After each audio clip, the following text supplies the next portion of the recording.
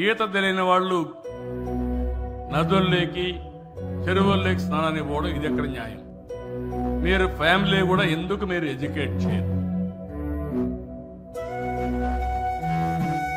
ఇలాంటివి కూడా ఎందుకు వచ్చిందో నాకు అర్థం కాలేదు. చాలా మంది మరి చనిపోయే పరిస్థితికి వచ్చారు.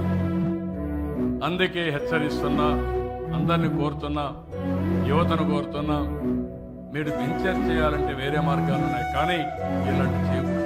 కొంతమంది నేను చూస్తున్నాను, స్పీడ్ పెంచుతున్నారు, రోడ్డు మీద పోతా ఉంటారు.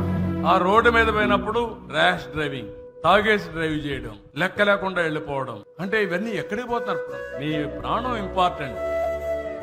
ప్రాణానికి ముప్పు వస్తుందని తెలిసినా తాత్కాలికమైన ఆనందం కోసం ఇష్టానుసారంగా పోయే పరిస్థితికి వస్తున్నారు.